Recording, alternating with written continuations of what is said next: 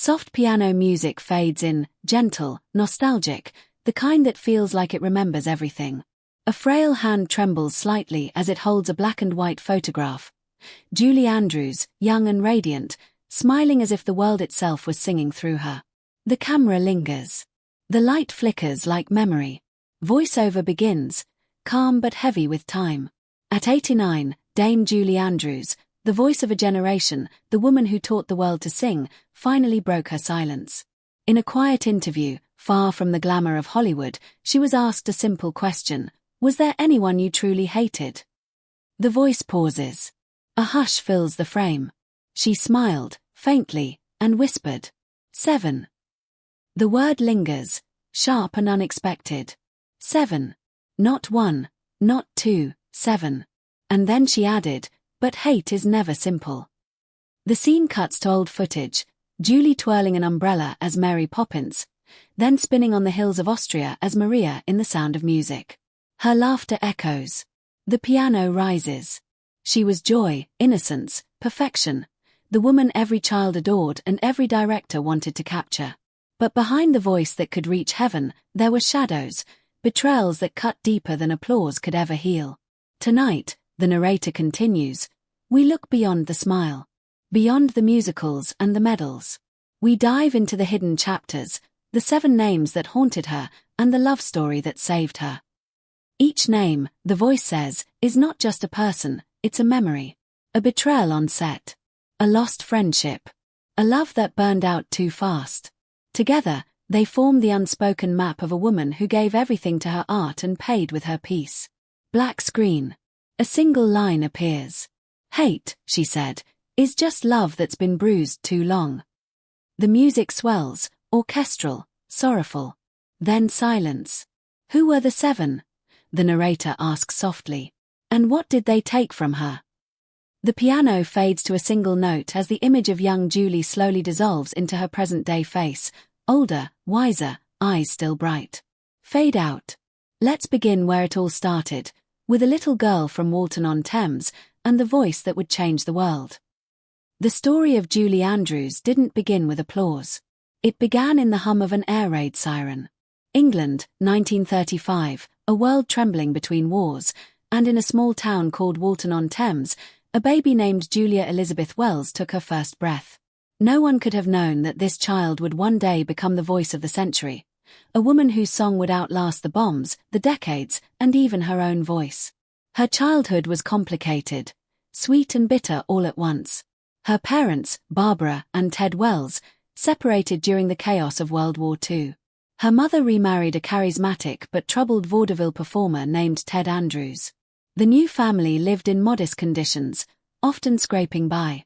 The young girl who would become Julie Andrews found comfort not in toys, but in sound, in the melody of life around her. By the time she was 8, it was clear she had something extraordinary. Her stepfather, despite his flaws, recognized the potential and pushed her onto the stage.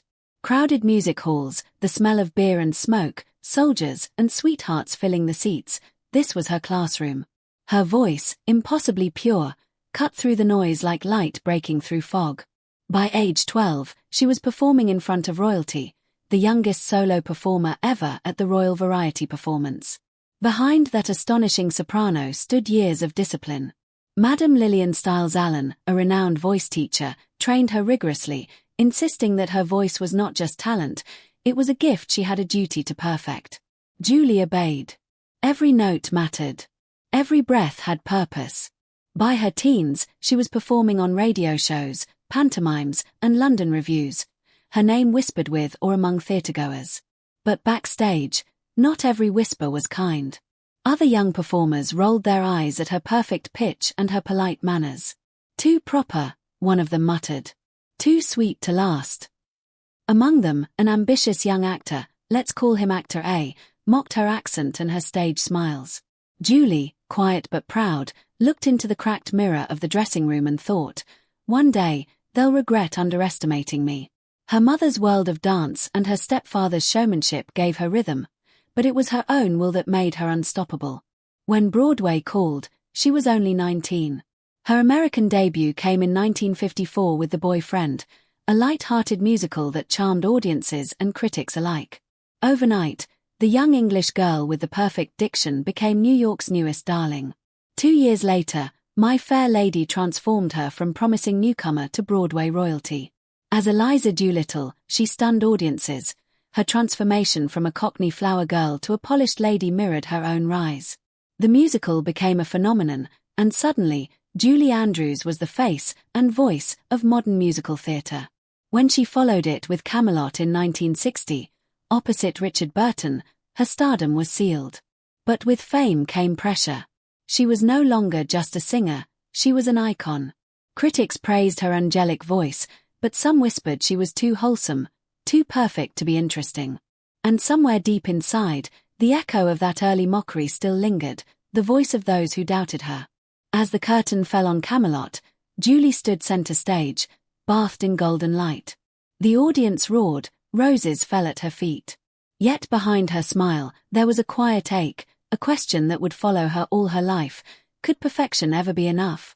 Because beyond Broadway, another stage was waiting. Brighter, colder, and far less forgiving. Hollywood was calling. And with it would come her first heartbreak, the moment when the world's most beloved voice would be silenced not by failure, but by betrayal. The lights fade. The applause echoes. The story moves west, toward the dream factory that would make, and almost break, Julie Andrews. The applause from Camelot had barely faded when Hollywood came calling.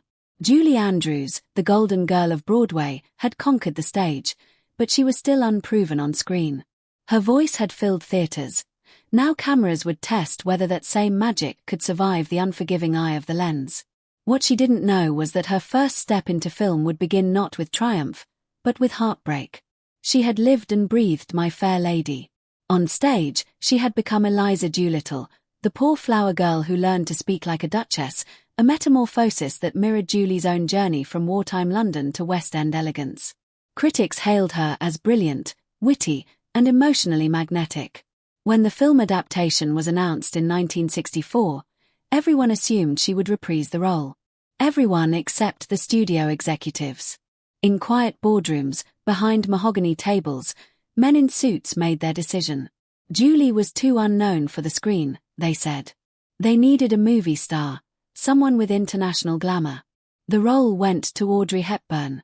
And though Audrey was luminous, she could not sing the songs that made Eliza soar. Her voice was dubbed. For Julie, it was a private betrayal, not of friendship, but of faith. One studio executive, the first name she would later confess to hate, had said it to her face, "You're delightful, Miss Andrews." But too jingled bell, too perfect for real drama. The words stung. In that moment, Julie learned the cruel rhythm of Hollywood. Charm followed by rejection, smiles masking sabotage. But even heartbreak can carry a melody, and fate, as it turned out, was already composing hers.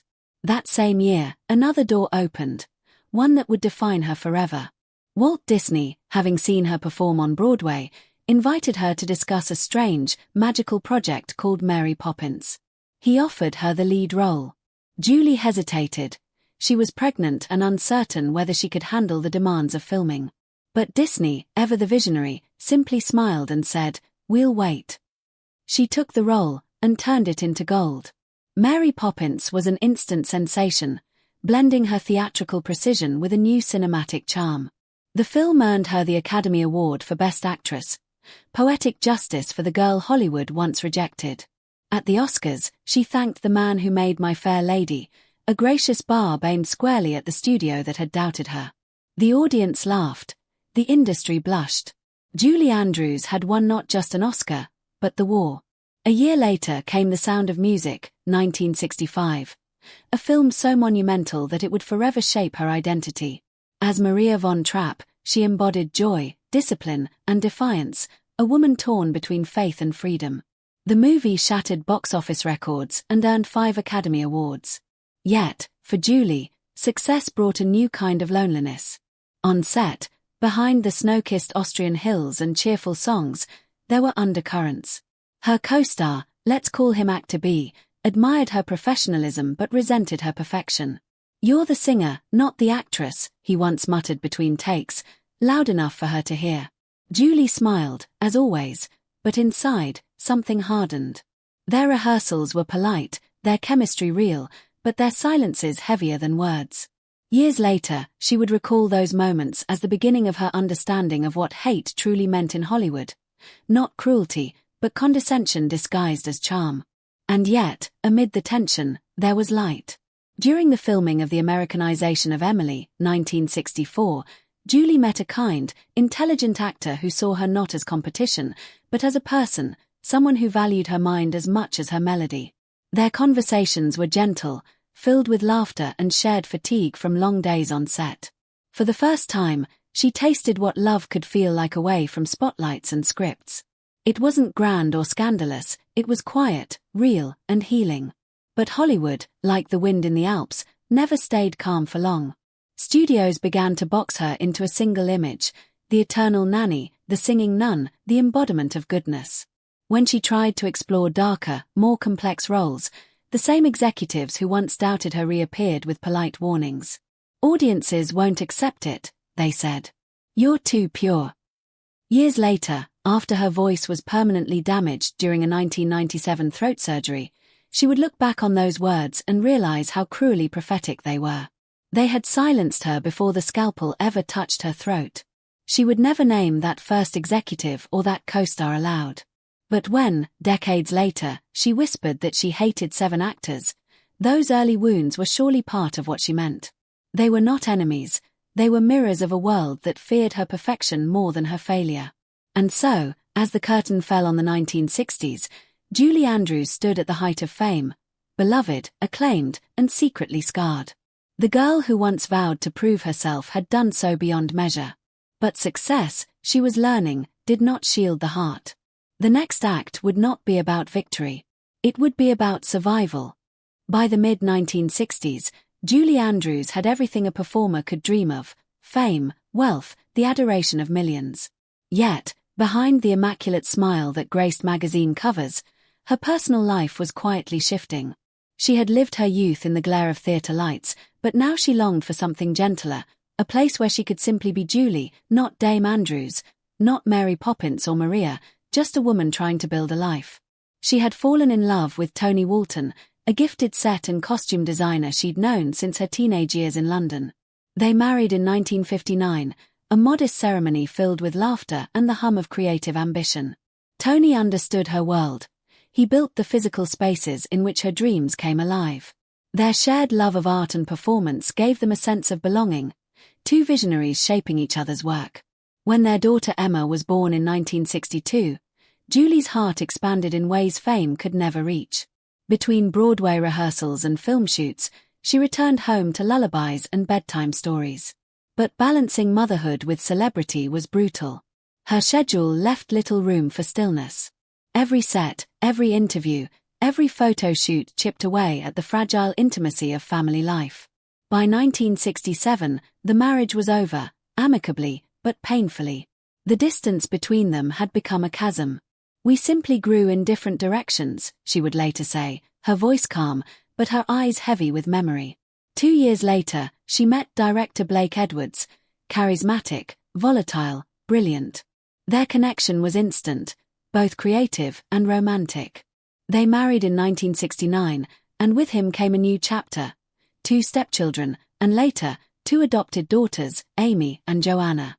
The home they built together in Los Angeles was chaotic and loving, a patchwork family bound by affection, wit, and resilience. But Hollywood is never kind to stability. Fame feeds on fractures, and soon, whispers began to curl around their happiness. Some claimed that Blake gave Julie roles only because she was his wife, a cruel and dismissive jab that questioned her talent. One rival director, the third name she would later hate, had once muttered at a studio luncheon, "Julie's career rides on Blake's coattails." She'd overheard it. And though she smiled through the rest of the evening, inside she was burning. Not with anger, but with humiliation.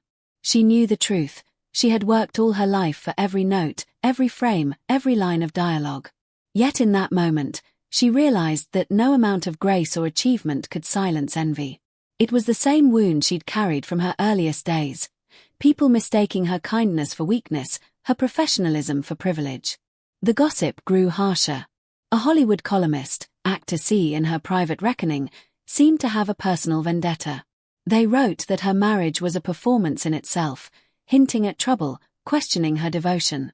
One night, at a glittering dinner party, Julie caught the columnist's gaze from across the room. A smirk, a raised glass, a whisper into someone's ear. She held her composure, excused herself early, and went home. Later that night, when the house was quiet and her family asleep, she sat alone in the dark, tears streaking silently down her face. It wasn't just the cruelty of the rumors that hurt, it was how they infected the life she'd fought so hard to protect. She had been trained to endure rejection from critics, but never from strangers who pretended to know her heart. And yet, out of the turmoil, Julie found refuge where she always had, in her work. Acting, writing, and later directing became her shelter. Each film and performance was a way to process pain without surrendering to it. While the tabloids spun their tales, she poured her real emotions into her roles, from the bittersweet satire of SOB to the daring elegance of Victor or Victoria. In private, she began writing letters, unsent, unaddressed. Some to her younger self, others to the man she once loved and lost before marriage, the one who had shown her gentleness in a ruthless industry. They were love letters in disguise, fragments of longing for the simplicity that fame had stolen. She would never mail them. They belonged only to her, hidden between pages of scripts and journals. Through every betrayal, every whisper, every lonely night, one truth remained. Julie Andrews' truest love was not a man, but her art. It never lied, never abandoned her, and never asked her to be anything but honest. As the 1970s unfolded, her work with Blake pushed her into bolder, riskier territory. The public's image of her as the perfect lady began to crack, revealing something rawer, more human. It was a dangerous experiment, one that would lead her to both creative triumph and personal disillusionment. The curtain was rising again, but this time, the stage lights would burn hotter than ever. By the late 1960s, Julie Andrews stood at the crossroads of triumph and exhaustion. The world adored her, the pristine soprano, the perfect governess, the woman who made optimism look effortless. But deep inside, Julie was restless. The sugary perfection of her musical image had become a golden cage. Every script she read felt like a repetition of her past glories, and Hollywood's praise began to sound like pity. She needed change. So she took risks, big ones. In The Americanization of Emily, 1964, she traded songs for raw emotion, playing a war widow whose grief was sharper than any melody. Critics were surprised. She could act, really act. Then came Torn Curtain, 1966, Alfred Hitchcock's cold espionage thriller opposite Paul Newman. But even that collaboration carried a quiet sting. Hitchcock, ever controlling, doubted her instincts, dismissing her attempts to shape her character. "Stick to the lines, dear," he'd murmur.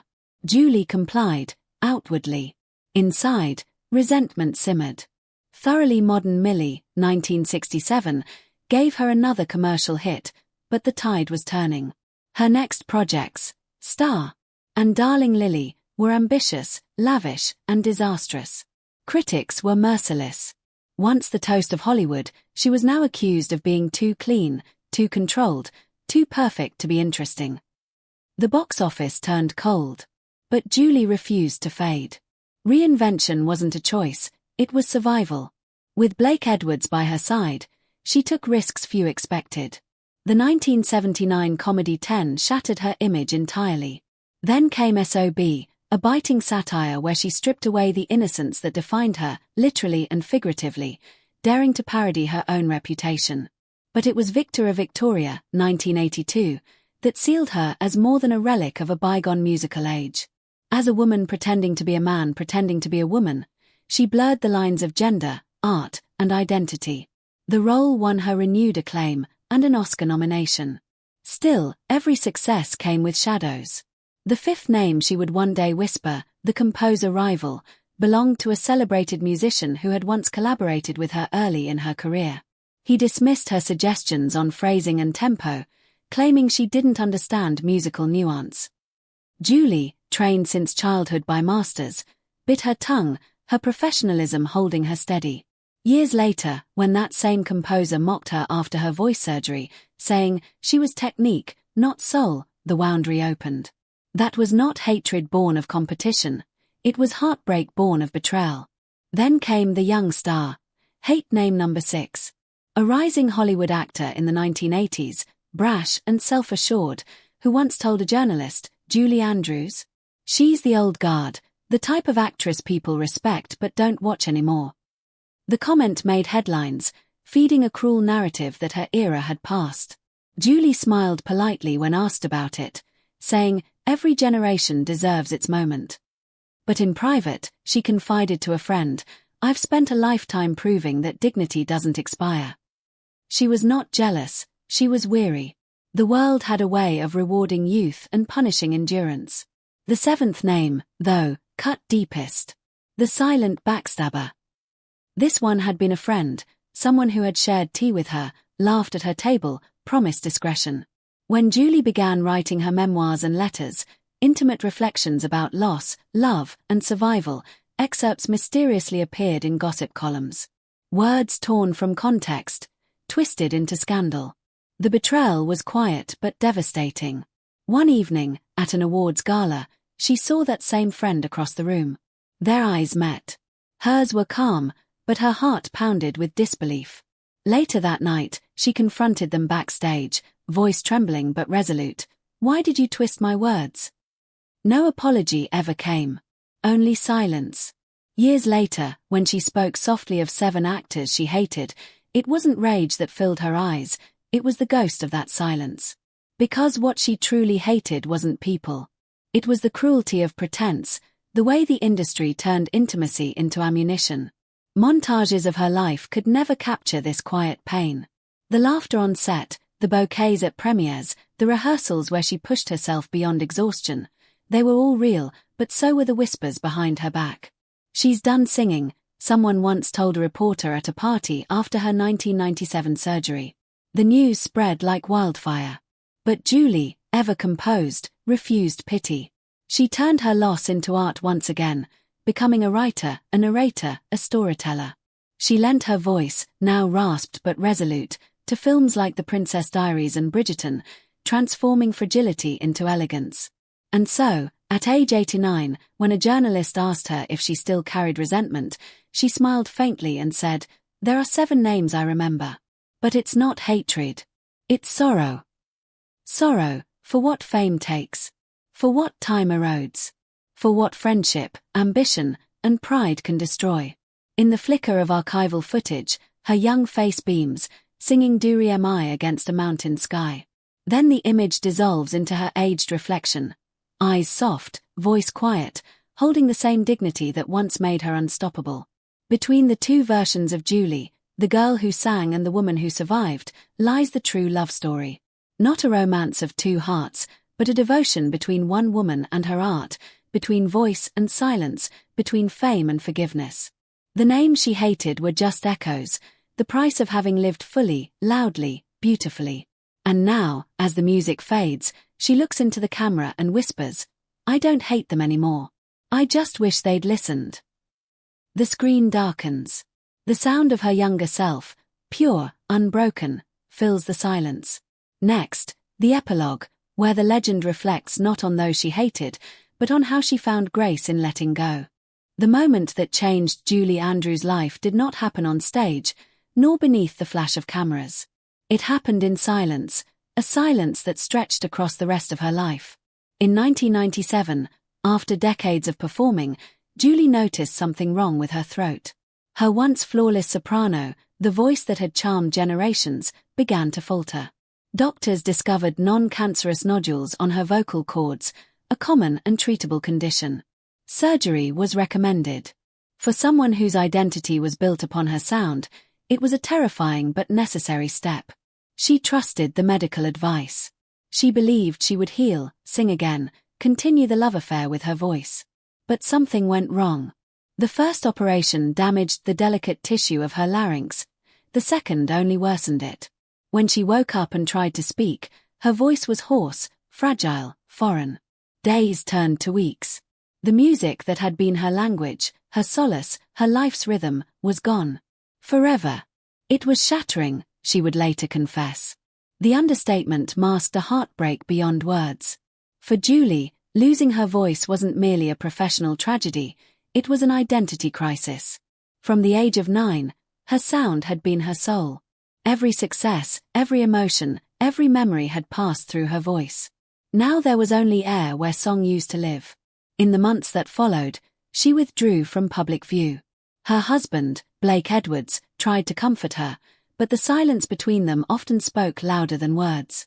The woman who once filled theaters with melody now sat at a piano, pressing the keys softly, as if waiting for her voice to return.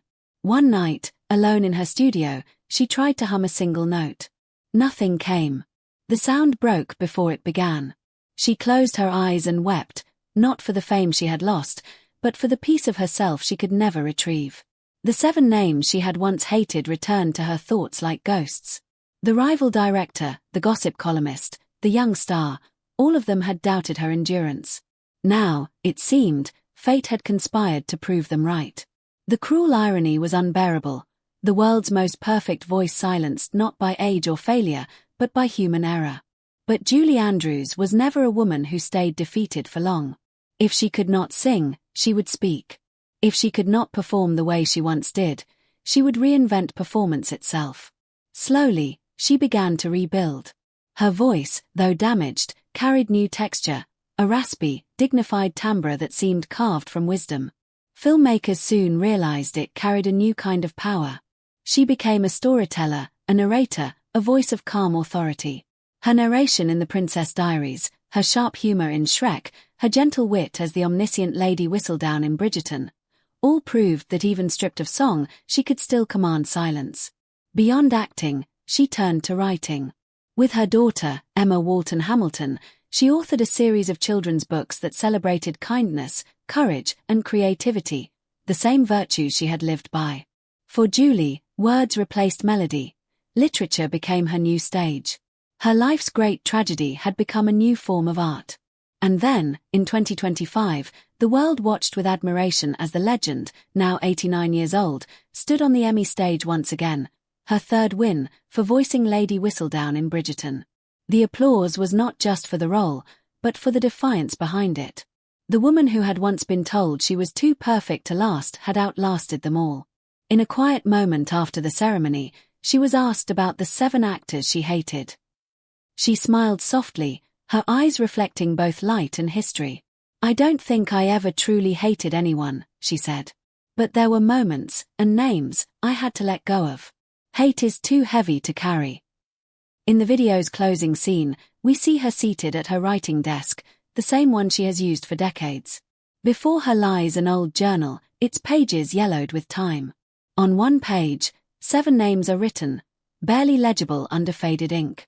Slowly, deliberately, she takes a pen and crosses out each one, line by line. The gesture is not bitter, it's freeing. She closes the book, her hand trembling but peaceful.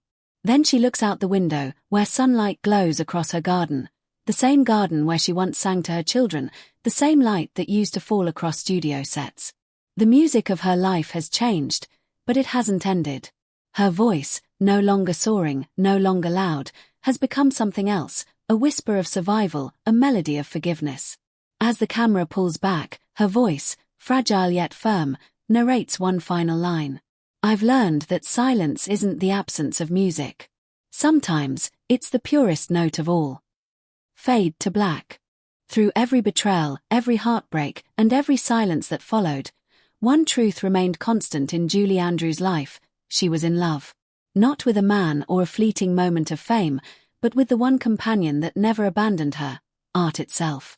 From the moment she stood under the flickering lights of a makeshift stage at age 8, her world was transformed by performance.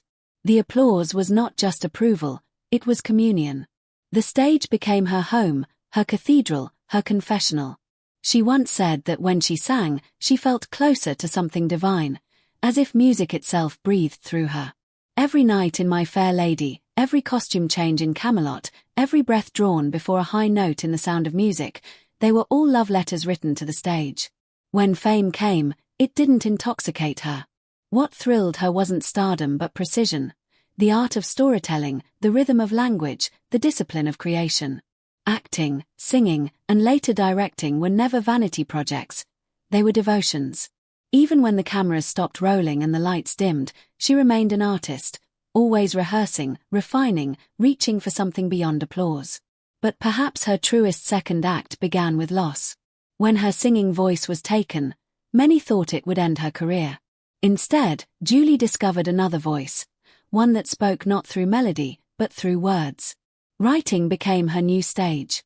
Alongside her daughter, Emma Walton Hamilton, she created more than 20 books, children's stories, poetry collections, and memoirs that glowed with warmth and wit.